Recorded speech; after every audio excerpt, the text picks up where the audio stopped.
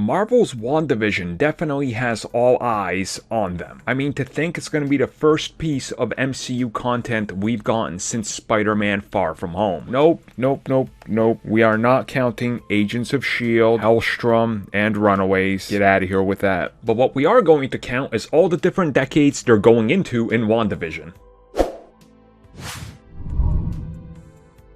So by now, we all know that the first episode of WandaVision is going to open up with a 50s setting. Now, throughout the entire life of this series, since its original inception and we started to hear about it to what we know now, we know that they're going to be playing around with different decades and specifically sitcoms from different decades.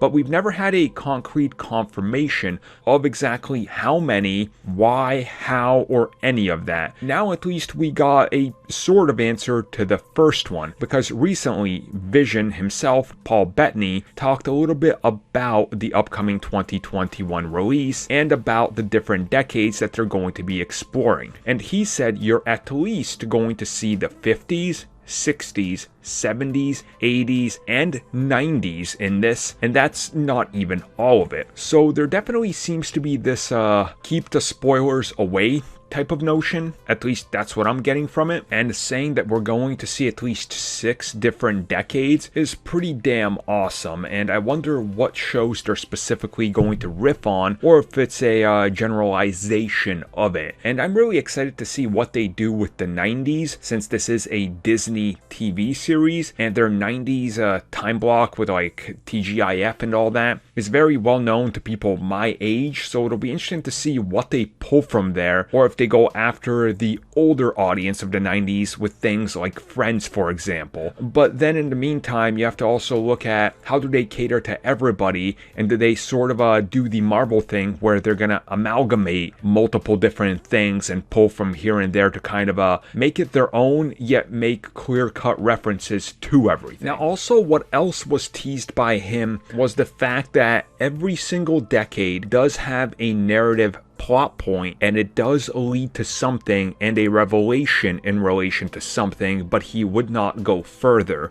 So you can really extrapolate probably a million theories out of just that on how does this relate to anything, and how do they roll the actual decades and the sitcom style into it. I think they're gonna let us really peel away the layers on that every week as the show comes out. So overall, getting more and more excited. I'm really interested to see the 70s and the 90s. That's the two I want to see. 70s because I really want to see references to That 70s Show, one of my all-time favorite sitcoms. The 90s because that's sort of where I grew up watching TV for the little amounts I remember of it. But you know, the good stuff. One of my all-time favorites, Boy Meets World. Hopefully they can reference something like that. That would be really cool. Now, you guys, what do you hope to see out of this? And which show would you like them to pay tribute to throughout these decades?